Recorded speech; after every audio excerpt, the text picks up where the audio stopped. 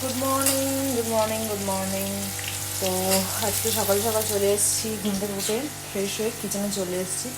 এসে প্রচুর চিংড়ি মাছ ছিল, প্রায় তোমার 1.5 কিলো বড় বড় চিংড়ি ছিল, অ্যান্ড 1 কিলো 200 থেকে একটু বেশি এরকম সাইজের ছোটো চিংড়ি ছিল। তো সেগুলো সব কটাকে আমাকে কাটতে হলো, কেটে পরিষ্কার করতে হলো। জানো তো চিংড়ি মাছ কাটতে কত টাইম লাগে, কারণ আগের দিন নর্মালি এখানে কেটেই নিয়ে আসি, বাট কী হয়েছে আগের দিন যখন গেছিলাম না, তখন যে লোকটা চিংড়ি কাটছিল সে বলছে যে ওর চিংড়ি থেকে ওর হেডটা পুরো আলাদা করে দেবে। তো চিংড়ির তো ফ্লেভারটা হেডে থাকে, তো আমি ওরকমভাবে কাটবো না বলে আমি বলি যে না না আপনি দিয়ে দিন, আমি বাড়িতে এসে কাটবো।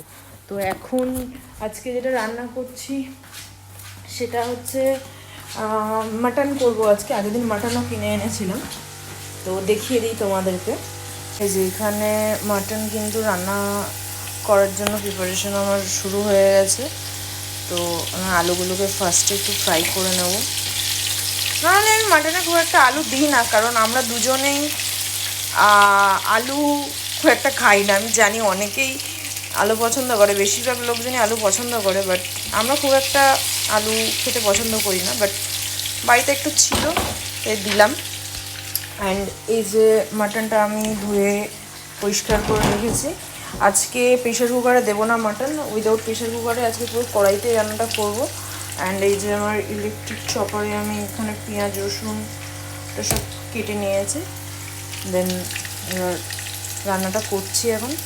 ফার্স্টেই আমি দিয়ে দেবো হচ্ছে একটু সুগার, কালারটা ভালো আসবে। আর সুগারের কালারটা এরকম কারণ এটা হচ্ছে ব্রাউন সুগার, আমরা ডেলি বেসিসে ব্রাউন সুগারটাই খাই।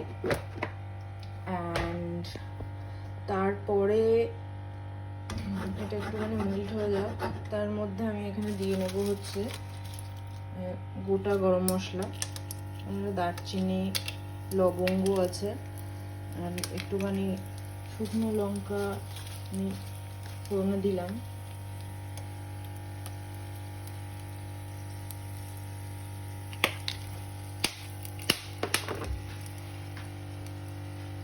তো তারপর কিন্তু আমি ফোড়নটা দেওয়ার পর আমি পেঁয়াজ রসুন অ্যান্ড কাঁচা লঙ্কা আমি চপ করে নিয়েছি ভালো করে।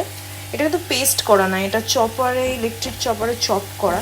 পেস্ট করলে পুরোটাই একদম কাদা কাদা হয়ে যায়। আমি কিন্তু পেস্ট করে আজকে দিইনি, আমি চপ করে দিয়েছি। তো এটা আমাকে এবার ভালোভাবে এটাকে ফ্রাই করতে হবে গোল্ডেন ব্রাউন করে, দেন আমি বাকি জিনিসপত্র অ্যাড করবো। মোটামুটি অনেকটা কিন্তু ফ্রাই হয়ে গেছে। তো রান্না করতে করতে আমি আবার একটুখানি ডালিমের জুস নিয়ে নিলাম। অ্যান্ড এবার আমি এর মধ্যে একটুখানি টমেটোগুলোকেও অ্যাড করে দেবো। টমেটোগুলো তাহলে মেল্ট হয়ে যাবে ভালোভাবে। নাহলে গোটা গোটা টমেটো মুখে পড়লে খুব একটা খেতে ভালো লাগে না আমার। দিয়ে আমি কিন্তু এবার মাটনটাকে অ্যাড করে দেবো।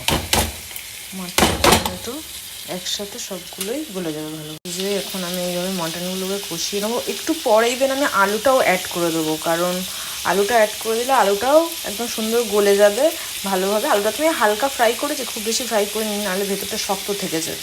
এবার একটুখানি নুন অ্যাড করে দেবো, তাহলে আরও তাড়াতাড়ি ভালোভাবে সেদ্ধ হয়ে যাবে। তার সাথে আমি এই আলুগুলো একেবারে অ্যাড করে দিই। এই যে আমি কষাচ্ছি, এখনও কষাতে হবে ভালো করে।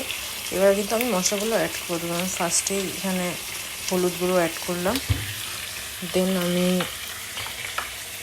যে আমার মশলার ফুটো থেকে এখান থেকে আমি জিরে গুঁড়ো অ্যান্ড অল্প ধনে গুঁড়ো অ্যাড করে দিলাম, একটু কাশ্মীরি লঙ্কার গুঁড়ো দেবো। এবার কষাবো ভালোভাবে।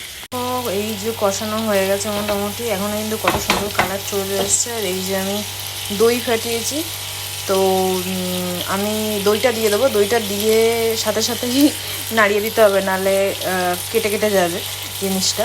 তো এই যে আমি দইটা দিয়ে দিচ্ছি। যে দইটা দিয়ে দিয়েছি, দিয়ে এখনও খানিকক্ষণ আরও রাখতে হবে ঢাকা দিয়ে। তো তারপরে অল্প জল দেবো আমি। তো দেখো 10 মিনিট পর এসে আমি এই যে ঢাকাটা খুললাম, এটা কিন্তু মোটামুটি কালার ভালোই চলে এসছে। দেখতে হবে চিকেনটা কতটা বয়েল হয়েছে, বাট আমি আরও একটু জল অ্যাড করে কুক করব।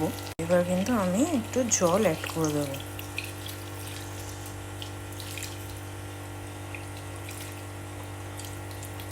এতটাই ঠিক আছে। তো বেশ মিনিট 15 কিন্তু আমি ঢাকা দিয়ে রেখেছিলাম।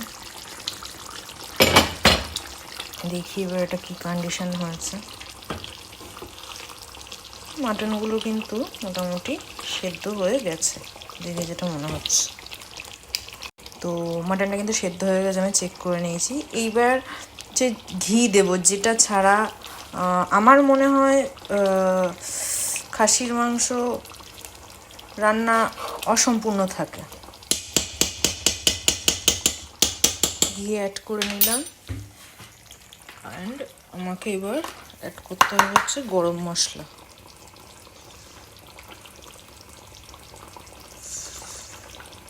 তো ব্যাস, এটা দেওয়ার পরে কিন্তু আমি আর খুব বেশিক্ষণ টাইম এটাকে কুক করবো না। ঘিটা মেল্ট হয়ে গেলেই আমি এটা নামিয়ে দেবো। তো হয়ে গেছে আজকের মতো মাটন রান্না। এরপর এখন আমি কলমি শাক ভাজা করব চিংড়ি মাছ দিয়ে, সেটাও আমি তোমাদের সাথে শেয়ার করব। আগে মাটনটা একটু খেয়ে টেস্ট করে দেখতে হবে ভাতের সাথে। তো হ্যাঁ, আমার কিন্তু রান্না হয়ে গেছে, আমার কিন্তু বেশ খিদে পেয়েছে। তো আমি অল্প একটু মাটন আর ভাত নিয়ে কিন্তু বসে পড়েছি। টেস্ট করে দেখবো যে কেমন হয়েছে, তোমাদের সাথে অবশ্যই শেয়ার করবো কেমন হয়েছে। যে আমি কিন্তু খাওয়া শুরু করে দিয়েছি ইতিমধ্যে, লোভ সামলাতে না পেরে।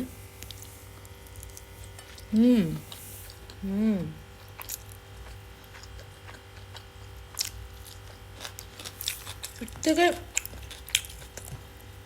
বেটার টেস্টের খাবার মনে হয় পৃথিবীতে কিছু নেই মাটনের থেকে। তো মন দিয়ে খাই। আবার খাওয়াটা শেষ হয়ে গেলে কলমি শাক রান্না করবো চিংড়ি মাছ দিয়ে, সেটাও বললাম তোমাদের সাথে শেয়ার করবো ডেফিনেটলি। তো কলমি শাক রান্না করার জন্য চলে এসেছি কিচেনে। এই যে কড়াইতে কিন্তু তেলটা গরম করে নিয়েছি। এদিকে কলমি শাক কেটে নিয়েছি, এখানে রসুন আর লঙ্কাটাকে কুচিয়ে নিয়েছি, এদিকে পেঁয়াজ কুচি আছে। তো আমি দেখাবো কীভাবে রান্নাটা করি। ফার্স্টে কিন্তু রসুন আর কাঁচা লঙ্কাটা আমি দিয়ে দিয়েছি, এর মধ্যে পেঁয়াজটাও দিয়ে দেবো। দিয়ে সবগুলোকে একসাথে ভালো করে একটু ফ্রাই করে নিয়ে তারপরে আমি কলমি শাক অ্যাড করব। আমি কিন্তু চিংড়িটা আগে ভেজে নিলাম না, কারণ চিংড়ি কিন্তু বেশি ভাজলে শক্ত হয়ে যায়, তখন টেস্টটা অতটা ভালো লাগে না। পেঁয়াজটা কিন্তু খুব বেশিও আবার ভাজবো না, হালকা ভেজে এখন আমি চিংড়িটা অ্যাড করব। যে চিংড়ি মাছগুলো আমি পরিষ্কার করে রেখেছিলাম তো কিন্তু আমি এবার অ্যাড করে দেবো। নুন অ্যাড করেছি আর এই হলুদ অ্যাড করে দিই। এরকম করে আমি কিন্তু নুনের মিষ্টির ব্যালেন্সের জন্য একটু চিনি দিয়ে দেবো। এবার কিন্তু আমি কলমি শাকটা অ্যাড করে জাস্ট ফ্রাই করে নামিয়ে। তো ওইদিকে কলমি শাক রান্না করতে করতে কিন্তু ওর কালকের অফিসের স্যান্ডউইচটাও আবার আমি করে দিলাম। স্যান্ডউইচটাকে হাফ করে দিয়েছি, কারণ হাফ করে দিলে একটু খেতে সুবিধা হয়। এক এক দিন এক এক রকমের করে দিই, যখন যেমন মনে হয়, যখন যেরকম সময় থাকে। তো দুটো স্যান্ডউইচ দিয়ে দিয়েছি। তো এখানে কিন্তু কলমি শাকটাও আমি রেডি করে ফেলেছি, তুলে দিয়েছি। তো কলমি শাক আর মাটন হচ্ছে আজকের আমাদের রাতের মেনু। তো আজকের মতো রান্না শেষ। টিফিনও প্যাক করা হয়ে গেছে ওর অফিসের জন্য।